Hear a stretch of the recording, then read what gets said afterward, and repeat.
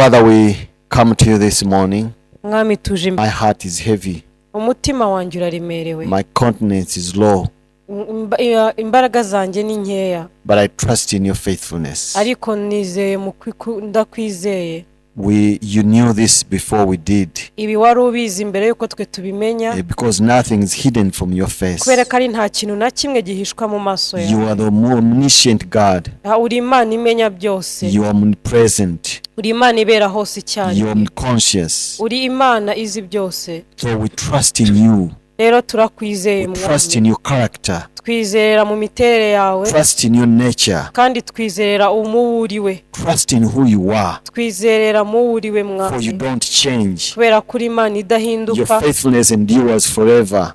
Kwizerwa n'ukwawe ibihe byose. And for generations. Ndetse ibihe n'ibihe. Lord, we come to share this word. Mwami rero tugiye kwigira ijambo. That you've laid on my heart. Ijambo washyize ku mutima wanjye. That you may speak to your people. Kugira ngo uvugane n'ubwoko bwawe. Speak to your people. Uvugane n'ubwoko bwawe. May your word be proclaimed. Ijambo ryawe Mwami rivugwe. May hearts be empowered and strengthened. Kugira ngo imitima isubizwemo imbaraga ndetse n'intege. And may your church be strengthened. Kandi n'itorero ryawe risubizwemo. And we also know, O God, ndetse kandi that the church is not this structure. Tumenye Mwami ko itorero atari inyubako duhagazemo. The church is not this physical structure. Mwami tumenye ko itorero atari inyubako gusa. The church is your people. Ahubwo itorero n'abantu bawe. Because you speak it to us through your word. Kubera ko nitwebwe uvugiramo Mwami uvuga ijambo ryawe. That you are building us together. Mwami utubwira ko as living stones. Mwami utwubaka nk'amabuye mazima. To become a spiritual church. Kugira ngo duhinduke itorero ry'umwuka. And so I pray that you build your church. Mwami yo ndasenze kugira ngo wubake itorero ryawe. The one you speak of in the book of Matthew chapter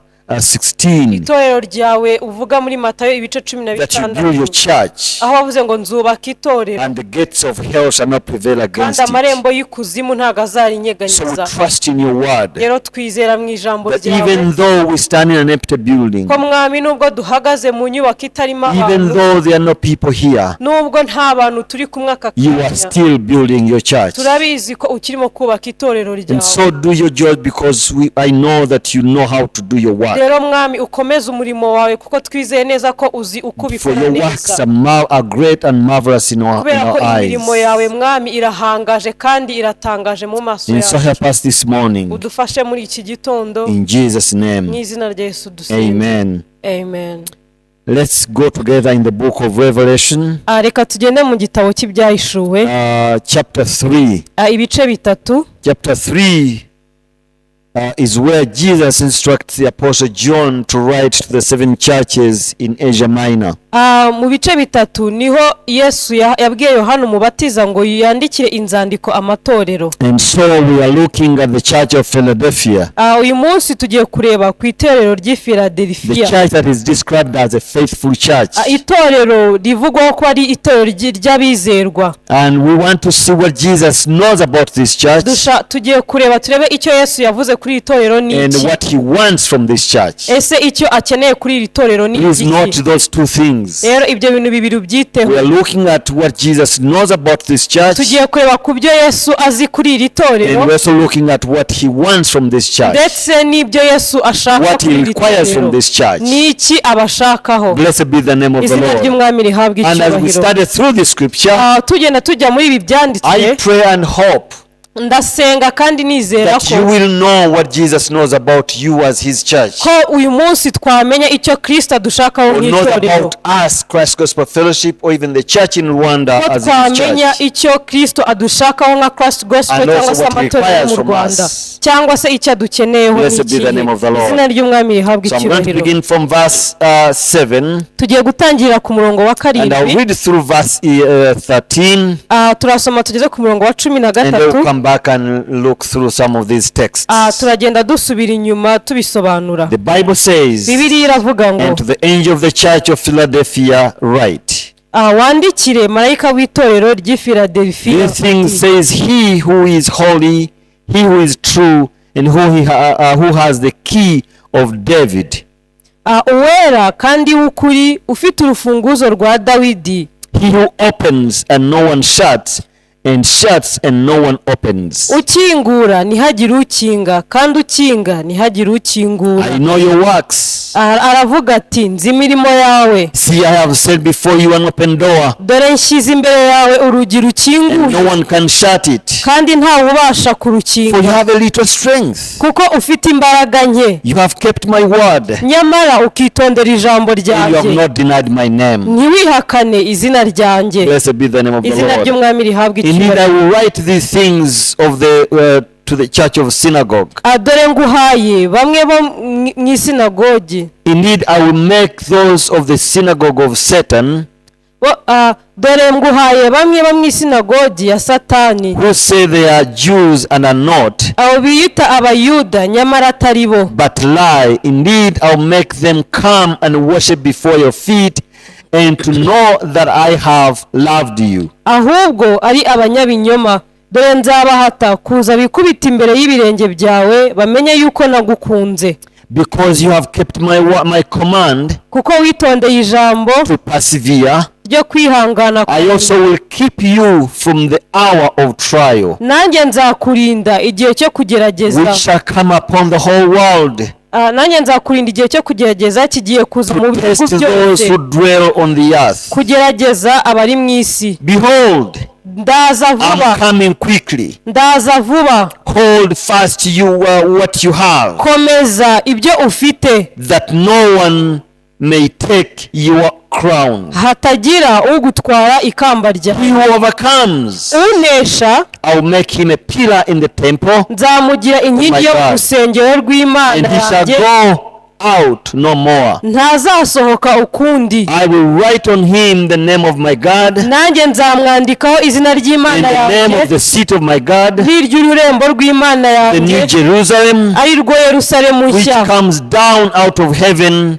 izamanuka my iva God. mu ijuru iturutse ku Mana and I will yanjye, write on him my new name. kandi nzamwandikaho izina ryanjye rishya. He who hears, who has an ear, let him hear what the Spirit says to the churches. ufite ugutwi niyumve ibyo umwuka abwira amatorero. Blessed be the name of the izina Lord. ry'umwami rihabwa icyubahiro. Hallelujah. Haleluya. First of all, Jesus is writing the church in Philadelphia. icya mbere Yesu abwira itorero ry'i Philadelphia. Philadelphia was a city in Asia Minor. Philadelphia wari umujyi muto wo muri Aziya. Philadelphia literally means brotherly love. Philadelphia ubundi bivuze And the city was urukundo. named after its founder, the man who came there, who had come there many years earlier. uyu mujyi bawitiriwe umwe mu bantu baje mbere So muri uwo it's mujyi. brotherly love. rero ni umujyi w'abavandimwe. But the city ariko umujyi of Philadelphia ariko uyu mujyi wa was Philadelphia actually deliberately or set out as a city of missions. wari warahiswemo nk'umujyi To extend, basically it was during the Greek Empire, byari igihe ku bwami bw'Abagiriki, and the Greek people wanted to spread their language, the Greek language. aba Bagiriki rero bashakaga kugenda They bigisha wanted to ururimi spread rwabo their ahantu hose, culture. bashakaga kumenyekanisha ahantu hose umuco wabo, And they wanted to extend their philosophy kandi na filozofiya imyumvire yabo bashakaga ko igera no mu bandi to the bantu, rest of Europe and even Asia bagashaka ko bigera muri Aziya ndetse no and muri possibly the Burayi ends of the world. ndetse bikagera no ku So isi the city yose. was strategically built rero uyu mujyi uburyo bawubatse whereby transportation was very easy.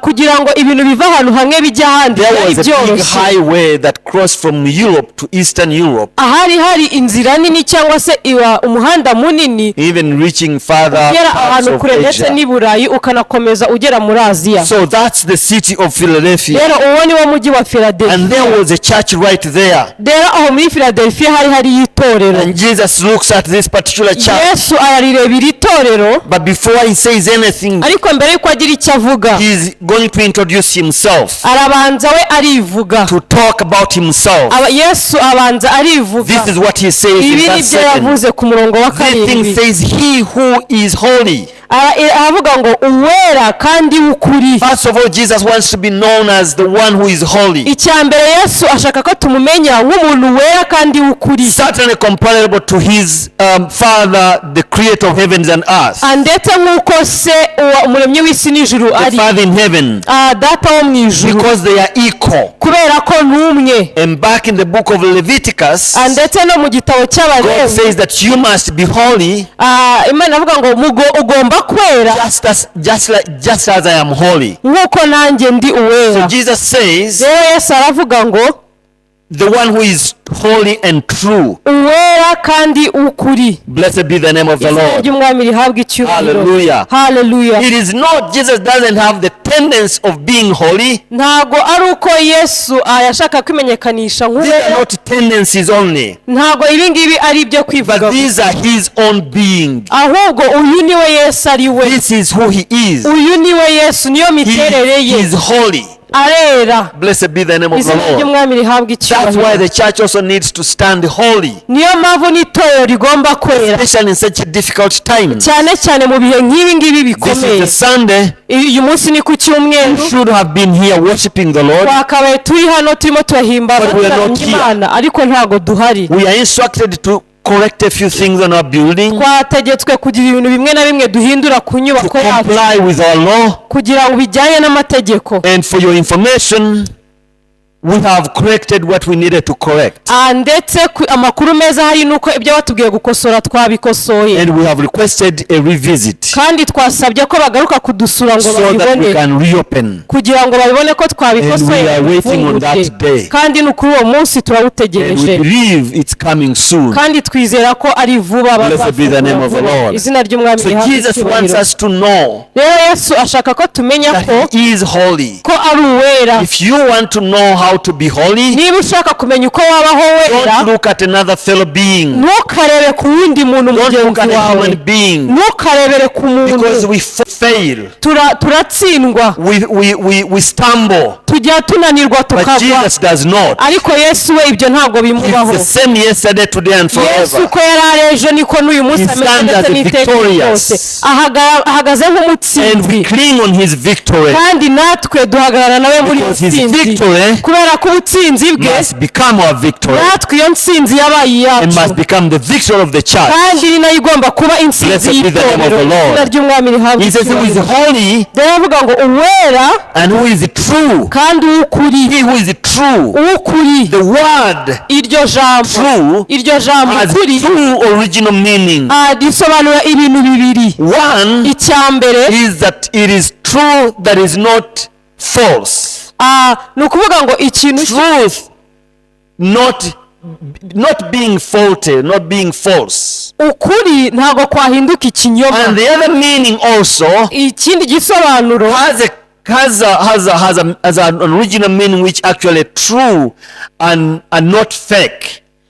Ubundi busobanuro nuko ni ikintu cyanyacyo batasubiyemo. The first meaning is that he is true and not false. Icyambere nuko iki kintu nicyo ntago gishobora guhinduka ikinyoma. And also true and not fake. Icyakane nuko iki kintu ni icy'ukuri ntago ari icyo bapirase cyangwa se indi karite. So the ancient Greek word for this particular word used here particularly. Rero ijambo rya kera bagira iki bakoresheje aha ngaha. It's arithnos. Bivuga ngo ni arithnos. It is the second meaning. Ni busobanuro bwa kabiri. Which has an idea of being real. Ku ijambo rivuga ngo iby'ukuri. Being genuine. Icyanyacyo kandi cy'ukuri. So Jesus is true. Rero Yesu ni uwanyawe. He is original. Ni ukuri. He is genuine. Kandi ni ukuri. He is not fake. Ntabwo Yesu ari undi muntu bahinduye. Ntabwo ari pirate. Yes. We have a living Jesus. Dufite Yesu muzima kandi who was once dead. Yesu wapfuye rimwe. But yet now he is alive. Ubu ngubu akaba ari muzima. And he is alive forevermore. Kandi akazabaho iteka ryose. He stands holy. Nuwera. He stands true. Nukuri. Blessed be the name of the Lord. Umwami rihabwe icyubahiro. Hallelujah. Hallelujah. And also says he has the keys of David. Ufite urufunguzo rwa Dawidi. He who opens. Ukingura. And no one shuts. Ntihagire ukinga. And he shuts. Kandi ukinga. And no one opens. ntihagire ukingura. David was a king of Jerusalem, of Israel. Dawidi yari umwami w'Abisiraheli. Before Israel split between the north and the south. icyo gihe Isiraheli yafataga amajyepfo ndetse So it n'amajyaruguru. was a larger Israel, not the Israel we know today. rero icyo gihe Isiraheli yari nini, ntabwo yari ntoya nk'uko tuyizi uyu munsi. izina ry'umwami And as a rihabwa king, kandi nk'umwami he had the abilities, yari afite he had the ubushobozi, powers yari afite imbaraga to allow anyone in his kingdom zo kwemerera umuntu ngo aze mu bwami bwe, or to give or to permit anyone into his kingdom. cyangwa se agatanga uburenganzira umuntu runaka So ngo Jesus aze mu says bwami. rero Yesu aravuga ngo That have the keys of David. ngo ufite urufunguzo rwa Dawidi. Remember in the book of Matthew chapter 16 mwibuke mu gitabo cya Matayo ibice and 16 verse 19 and 20, umurongo wa 19 na Jesus says to 20. Peter, Yesu abwira I give you the Petero keys of the ngo kingdom. nguhaye imfunguzo z'ubwami Blessed be the name of the bw'Imana. Lord. izina ry'umwami A rihabwa few weeks icyubahiro. back we went through series of teachings ibyumweru bishize twagiye talking about the keys of the kingdom. tuvuga kuri izi mfunguzo z'ubwami But bw'Imana. now he once again says, I have the key of David. uyu munsi wa none Yesu yongera avuga ngo mfite urufunguzo rwa Jesus has the Dawidi. ability to open any door Yesu afite ubushobozi bwo gufungura umuryango uwo ari wo wose before you. imbere yawe, And when he opens, kandi iyo akinguye no one has the power to close. nta wundi ufite imbaraga zo gufungura Nobody can umuryango, close. nta wafunga aho When he yafunguye, shuts, kandi niyo afunze no one can open. nta wundi He has wafungura. that power. afite izo mbaraga. Now what is the door? rero uwo muryango ni uwuhe? Many parts of the scriptures, mu byanditswe henshi the open door refers mainly to the door of evangelism. umuryango uvugwa kenshi ni umuryango Spreading the gospel of the w'ivugabutumwa, kingdom.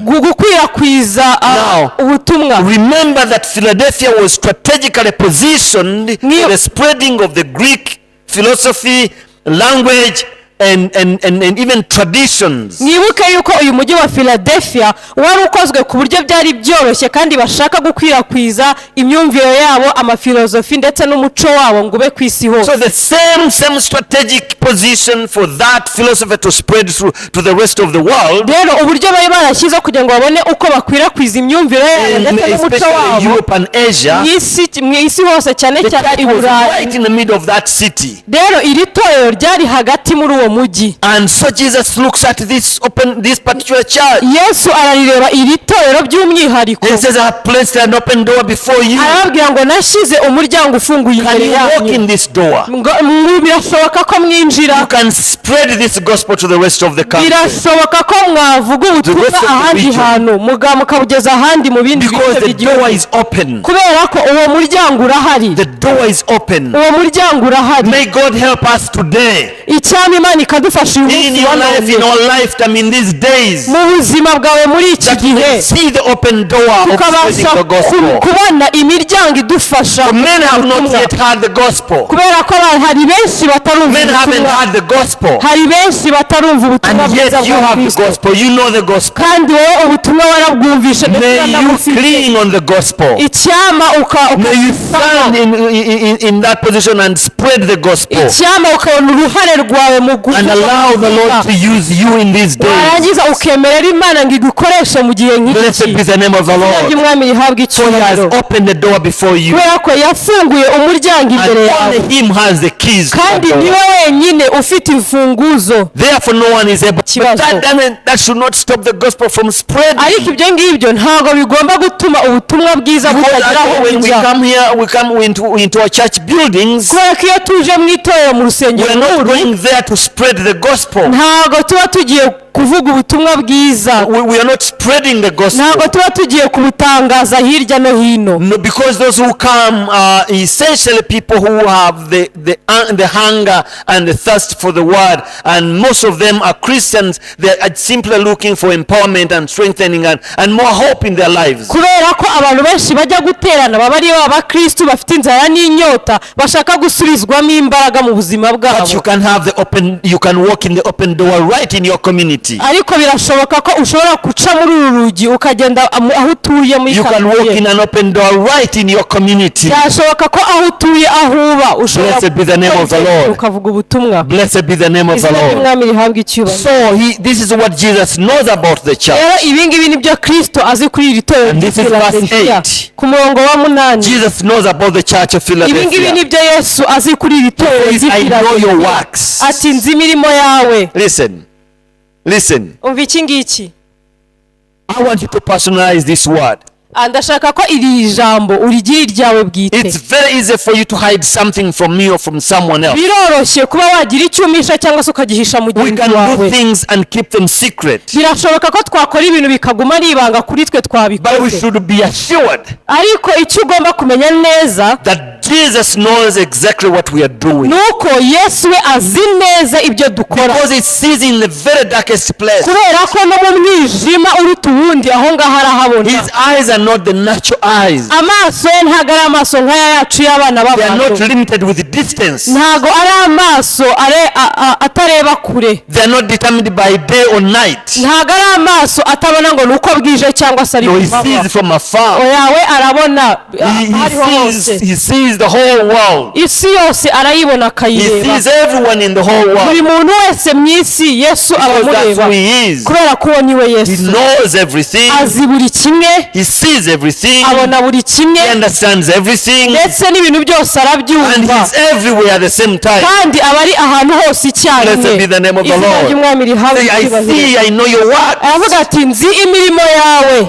Yet I have set an open door before you. dore nshyize imbere yawe urugi And no one can rukinguye, shut it. kandi ntawubasha kurukinga, For you have a little strength. kuko ufite imbaraga nke. Okay. Yes, we do have a very little strength. yego dufite imbaraga nke. We recognize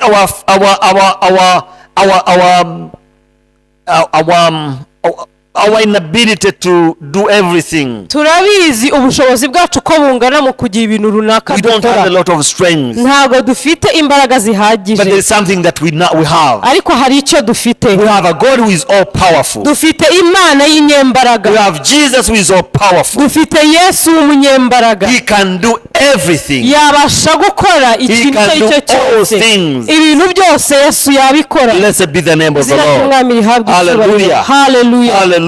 haleluya. So let's be assured rero reka iki tucyizere, that in our strength, in our weakness, tumenye ko mu mbaraga zacu nke His strength is revealed. imbaraga za kristo zirigaragaza ziraganza. In the book of 1 Corinthians, mu gitabo cy'abakorinto ba mbere, I'm going to read this 1 Corinthians chapter 1 tugiye gusoma mu urwandiko rwa mbere rw'abakorinto igice cya mbere, and picking up from verse 11. turahera ku murongo wa 11. Blessed be the name of the Lord. izina ry'umwami rihabwa icyubahiro. Chapter 1 and verse 26. igice cya mbere umurongo wa 26.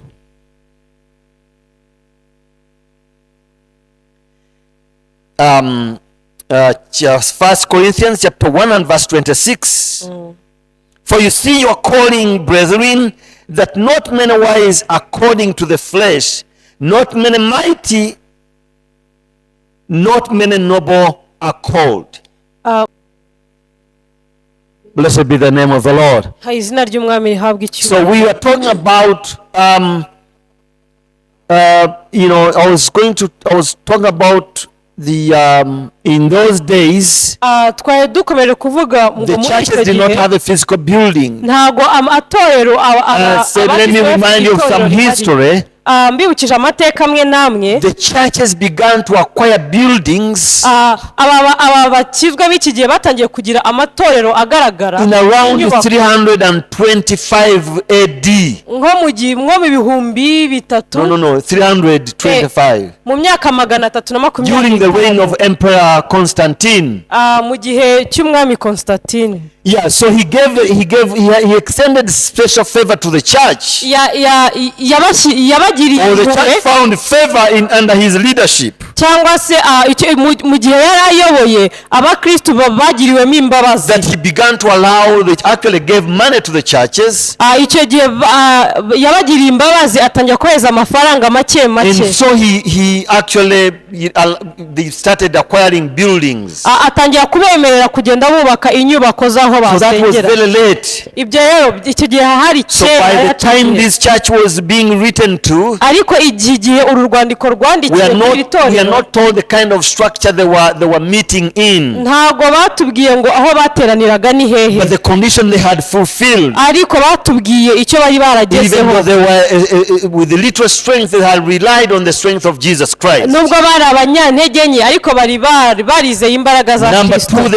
they had kept the word of God. Icya kabiri, bari baritondeye ijambo Number three, ry'Imana. they had not denied the name of the Icya Lord. gatatu, ntabwo bari barihakanye izina And therefore, ry'Imana. Jesus gives them a promise. Yesu ahita abahereza isi. Ku bw'ibyo Yesu abahira isezerano. Indeed, I will make them come and worship before your feet, and to know that I have loved you. Ahubwo dore nzabahata kuza bikubita imbere y'ibirenge byawe bamenye yuko nagukunze. Blessed be the name of the Izina Lord. ry'Umwami rihabwe Hallelujah. icyubahiro. I will Hallelujah. make them come and worship under your feet. Nzabahata baze ku birenge byawe bakuramye. Your enemy is coming to worship under your feet. Abanzi bawe bakaza ku birenge Those byawe who ngo persecuted bakuramye. you, Abo ngabo bakurenganyaga, those who ridiculed you, abo ngabo bakwishe, those who despised you. abo ngabo bagusuzugura. He's talking about those Jews. Ya hano Yesu arimo aravuga kuri ba They will Bayuda. come and worship under his feet. Abo Bayuda bazaza Under their feet. babikubita imbere Blessed y'ibirenge be the name of byanyu. the Lord. Izina ry'Umwami rihabwe Blessed be the icyubahiro. name of the Izina Lord. ry'Umwami rihabwe icyubahiro. So that's a promise. Iryo ni But anytime isezerano. we come to a promise in the word of God, Ariko igihe cyose ugize isezerano mu ijambo ry'Imana, be sure to take a step back and read about the preconditions of the promise. ujye ubanza usubire inyuma urebe icyo bigusaba kugira ngo iryo sezerano risohore. And verse 10 is the favorite in this scripture. Umurongo wa 10 niwo nkunda cyane. Because you have kept my command, Kuko witondeye ijambo ryo persevere. kwihangana, I also will keep you from the hour of trial which shall come upon the whole world. kuko witondeye ijambo ryo kwihangana kwanjye, nanjye nzakurinda igihe cyo kugerageza kigiye kuza mu bihugu byose, To test those who dwell on the earth. mu bihugu byose kugerageza abari mu isi. Blessed be the name of the Izina Lord. ry'Umwami rihabwe icyubahiro. Hallelujah. Hallelujah. Hallelujah. Hallelujah. Hallelujah. Hallelujah. Remember, this church Mwibuke iri torero, had persevered. iri torero ryagize kwihangana. This is not present, it is not future, but it's past. Ntabwo iri torero tuvuga ari iry'uyu munsi wa none cyangwa se ibizaza, ni ibyabayeho. You have it talks about two things here. Ahangaha bavuga ibintu bibiri. You have kept my commandment.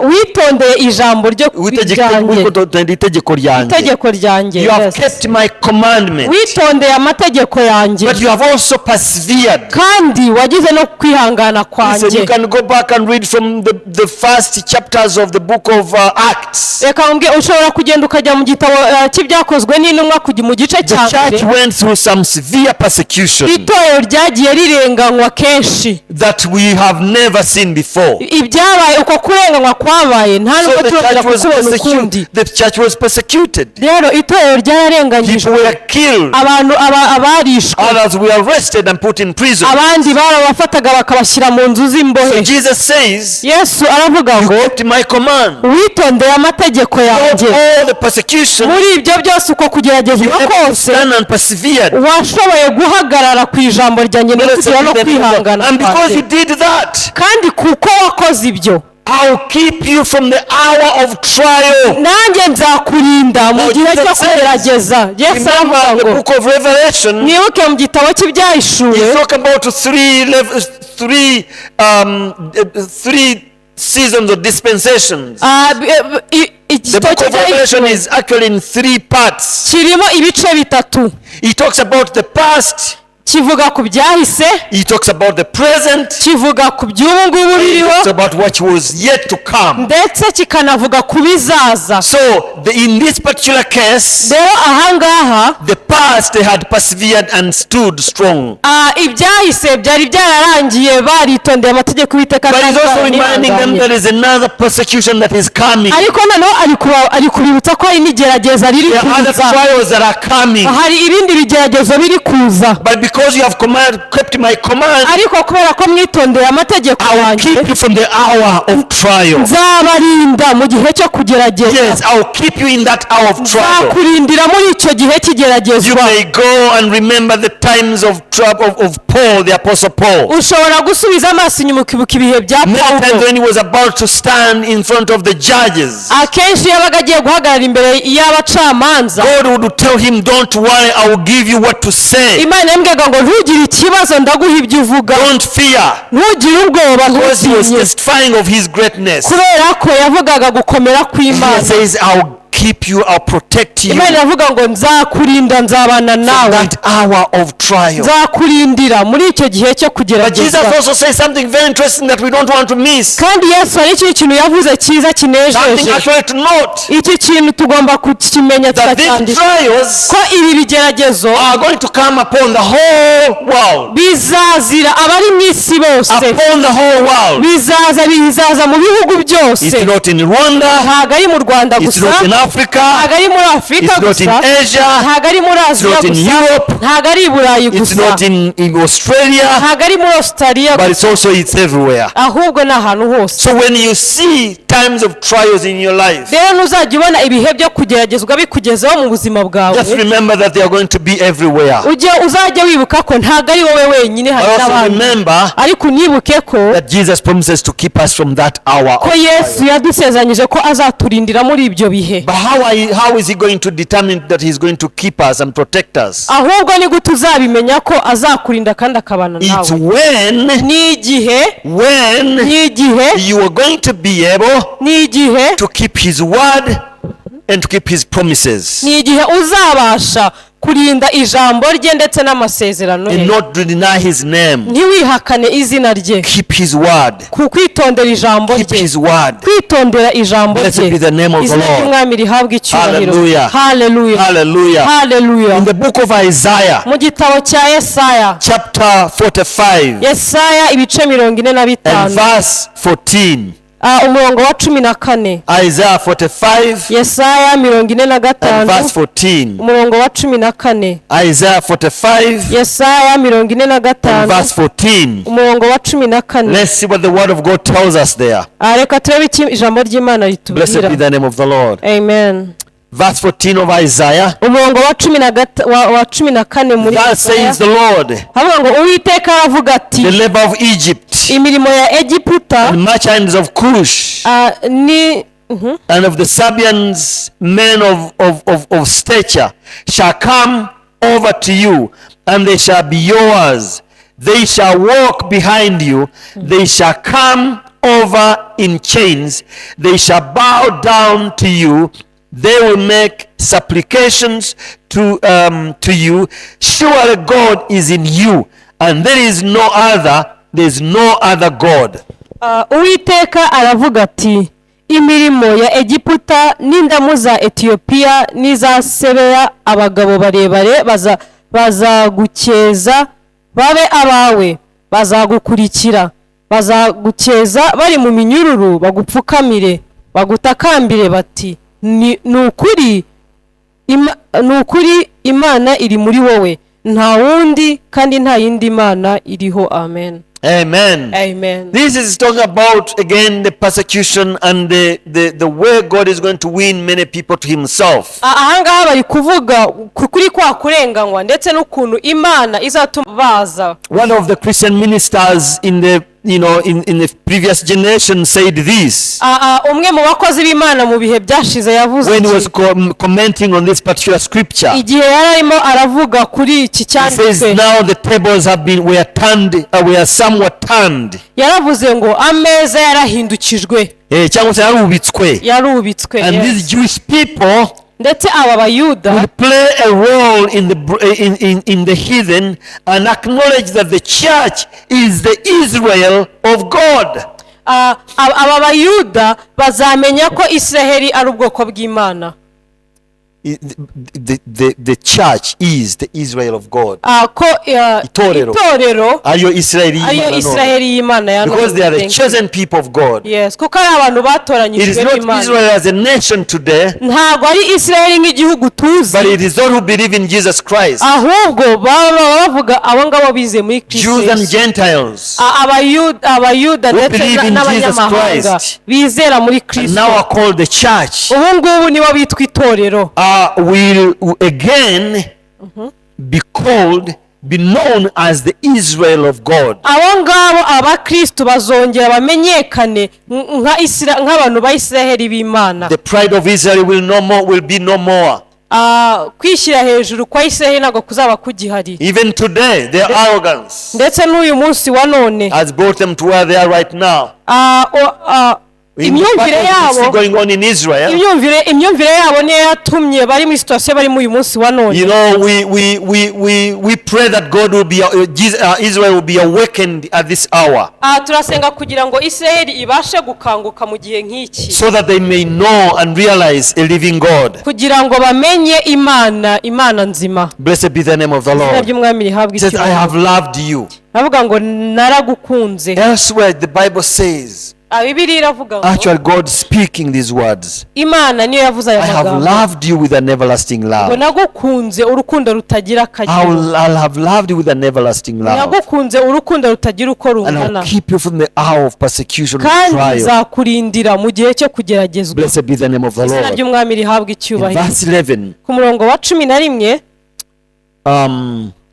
Behold, this is something else that Jesus wants the church to know. Ibi ngibi noneho nibyo Yesu ashaka ko itorero rimenya. He says, behold, ati dore, I am coming quickly. Ndaza vuba. Hold fast what you have. Komeza ibyo ufite. That no one may take your crown. Hatagira ugutwara ikamba. Oh, hallelujah. Hallelujah. Blessed be the name of the Lord. Jesus is reminding us today. Yesu aratwibutsa uyu munsi wa none. Don't be concerned with what is going on. Ngo ntiwisanishe n'ibiri kukubaho. This world is not ours. Iyi si ntabwo ari iyacu. We are not here permanent. Ntabwo tuzaba hano igihe cyose. But we have to fulfill our calling and purpose in this generation. Ahubwo turi hano ngo twuzuze umuhamagaro wacu muri ibi bihe. We have to fulfill our duties in this generation. Tugomba kuzuza inshingano zacu mu gihe nk'iki. So the Bible says that I am coming quickly. Ngo dore ndaza vuba. Jesus is declaring these words. Yesu ni yavuze aya magambo. Behold, I'm coming quickly. Ati dore ndaza vuba. In other words, don't sleep. Mu yandi magambo mwisinzira. Don't slumber. Mwigwa. Don't forget. Mwikibagirwa. Don't relax. Mwiruhuka. I am coming quickly. Dore ndaza vuba. And hold fast what you have. Mukomeze ibyo mufite. I want you to look at your hand. Ndashaka kureba mu kiganza cyawe. And look in your heart. Urebe no mu mutima wawe. What do you have? Ese ufite iki? I believe you have Jesus. Ndizera ko ufite Kristo muri wowe. I believe you have hope. Ndizera ko ufite ibyiringiro. I believe you have salvation. Ndizera ko agakiza no ufite. I believe you have the word of God. Ndizera ko ari ijambo ry'Imana ufite. If you once accepted Christ in your heart as your Savior, niba warakiye Yesu Kristo mu bugingo bwawe, ufite Yesu. Don't lose him. Rero ntimubura. You have salvation. Ufite agakiza. Don't lose it. Ntukakabure. Don't slumber.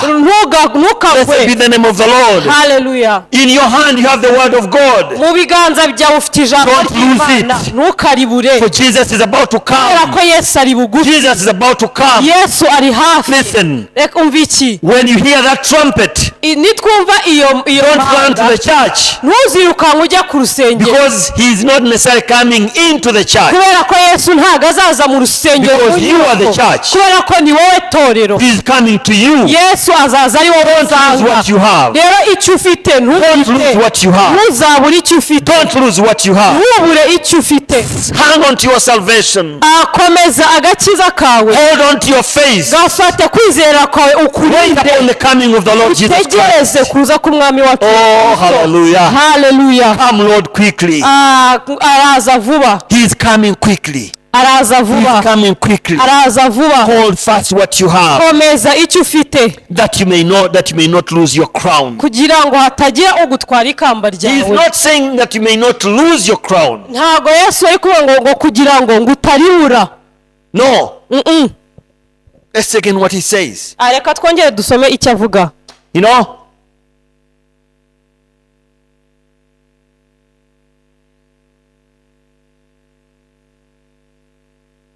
that no one may take your crown. kugira ngo hatagira ugutwara ikamba ryawe. That no one may take your crown. kugira ngo hatagira utwara ikamba Blessed be the name ryawe. of the Lord. izina ry'umwami rihabwe That no one may icyubahiro. take the crown.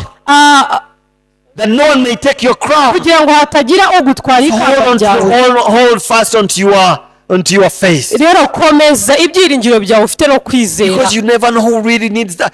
Each one of us has a crown prepared for him in heaven.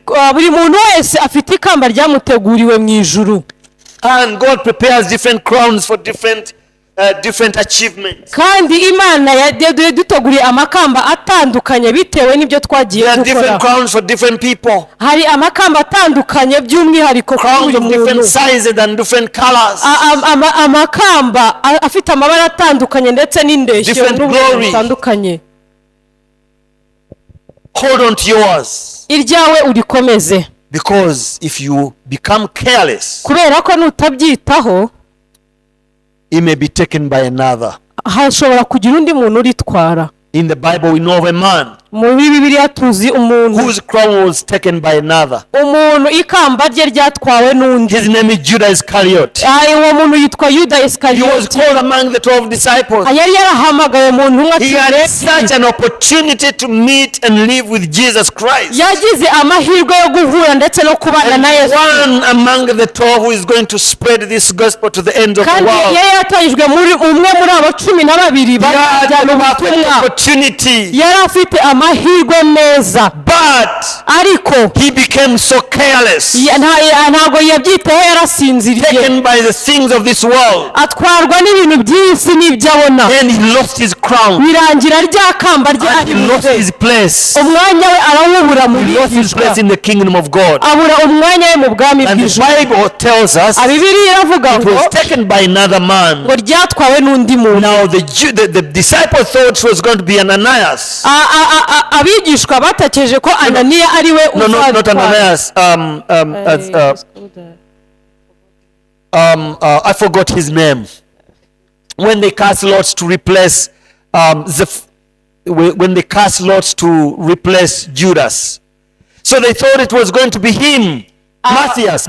Yes. bari bazi ko Matiyasi ari we uzasimburaga akajya mu mwanya wa Yuda, But that was not the plan of God. ariko Imana ntabwo ariyo gahunda yari. His place was taken by the apostle Paul. ahubwo umwanya we wafashwe na Paul. By the time Jesus was preaching the gospel of the kingdom, mu gihe Yesu yigishaga ubutumwa bwiza and even after bw'ubwami, Jesus goes to heaven, ndetse na nyuma Yesu agiye mu ijuru, Paul was not a believer. Saul was not a believer. Sawuli ntabwo yari umukristo. And he persecuted the church. icyo gihe yanarenganyaga itorero He put so ry'Imana. many believers into jail. yafunze abakristo prison. benshi akabafunga akabajyana And mu many were put to z'imbohe, death. abandi bo But bakanabica. one day, ariko umunsi as he umwe was on the way igihe yari ari mu nzira to Damascus agiye i Damasiko, to arrest other believers, agiye gufata abandi the bakristo. story in the book of Acts chapter 9, iyi nkuru iri mu gitabo cy'ibyakozwe a light n'ibice shines from 9, heaven havuga ngo urumuri ruvuye mu and ijuru struck him down, ngo ruramukubita and he became blind. ahinduka impumyi But a voice ntiyabona. from heaven yumva ijwi riturutse mu ijuru spoke to Saul, rivugana nawe na "So why do Sawuli you persecute me?" ngo Sawuli And undenganyiriza Saul iki? says, Sawuli arasubiza "Who are you, Lord?" urinde mwami. Jesus says, Yesu "I am aramubwira ngo, Jesus, the one who are persecuting." ndi Yesu uwurenganya. And then he told him, arangije "Go aramubwira to the ngo house of Ananias, genda kwa Ananiya and he's going to lay hands on you. arakurambikaho Go to the house ibiganza, of Judah, genda mu nzu ku on muryango wa Yuda, the straight street, ku nzira yitwa igororotse. igororotse. And then Ananias is going to meet you there Ananiya murahurirayo muri iyo nzira, and will lay hands on you arakurambikaho ibiganza, and he will speak to you what you must fulfill. arakubwira ibyo ugomba gukora. And the same time icyo gihe Ananias received the same vision. ako kanya Sawuli abonye ibyo, na Ananiya nawe arabibona iryohe. How Saul has been called of the Lord. abona ukuntu Sawuli yahamagawe. Ananias doubted for a little bit Ananiya abanza kubishidikanyaho because he had heard of a man called Saul kubera ko umugabo witwa Sawuli yari amuzi who terribly persecuted the believers. yari abizi ko Sawuli uwo ngo arenganya And he itorero. tried to argue this for with the Lord. Agerageje gushaka kuburana n'Imana. And Jesus tells him, Yesu aramubwira ngo you go wowe genda because it's Ananiya, my chosen vessel. kubera ko uru ni urugingo rwanjye nahisemo. Last Sunday I talked about the chosen vessel. Icyumweru gishize navuze ku That you being batoranijwe, the chosen vessel of the Lord. wowe kuba umuyoboro cyangwa se urugingo rwatoranyijwe Saul had been n'Imana, chosen as a chosen vessel ahiswemo. to take the gospel of the kingdom yari yabaye imwe mu batoraniwe ngo atware to Jews ubutumwa and to the Gentiles. abujyane abushyire abayuda Blessed be ndetse the name of the n'abanyamahanga. Haleluya. Judas' place had been taken by another man, umwanya wa Yuda birangira utwawe n'undi and muntu. so was his crown. Sawuli aba ari gutwara iryo Jesus kamba. is warning you today. Yesu arimo arakuburira uyu munsi watchful. ngo bamaso, Be watchful. bamaso, He is coming quickly, araza vuba that no one takes your crown. kugira ngo hatagira ugutwara no one ikamba takes your ryawe, crown. hatagira uritwara, Because God is going to draw many men and women into the kingdom of God. kubera ko Imana izatwara abantu benshi mu bwami If God bwayo. gives us more time here, Imana nibiduhaye igihe we are kirekire going to see hano, men coming into our church. tuzabona abantu benshi baza mu We are going to matorero. see women coming into our church. We are going to see children coming into our church. We are going to see many young generation, the youth coming to our churches, seeking the face of the Lord. He is going to come. They are coming. They are coming. Probably today they are in bar drinking. Maybe they are womanizing. Or maybe they are prostituting. They are living all kinds of lifestyles that are evil. But God is going to draw their hearts and bring them into His kingdom. But He wants to use you right now. So stand firm and hold fast your faith, that you may fulfill your mission on this planet, that you may fulfill your calling on this world. For the Spirit of the Lord is moving upon the earth, touching and moving to the hearts of men and women. He's drawing so many of those men and women, children and young people. So stand firm that may not lose your crown, and that no one may take your crown. This is the day. This is the time. This is the season for which you are created, that God has brought you into, that may serve Him faithfully, that may hold on to His word, that may hold on to the faith, and that may never deny His name. Father, in the name of Jesus Christ, I pray for everyone who listens to this message today, and even the days to come, that Lord, you may touch them, Lamb of God. Open the eyes of those who don't see yet, and draw them into your kingdom. And those who believe today, I pray that they may stand as faithful soldiers, O God. Faithful soldiers, O God. Faithful soldiers, O God. Faithful soldiers, O God. Who will keep your word, who will spread your word, who will proclaim your word, and walk in an open door. And even in the midst of trials and temptations, they may not deny your name, and that they will never have to lose their crown. Neither will anyone take their crown. But in due time, they will be partakers of the kingdom. share in the joy,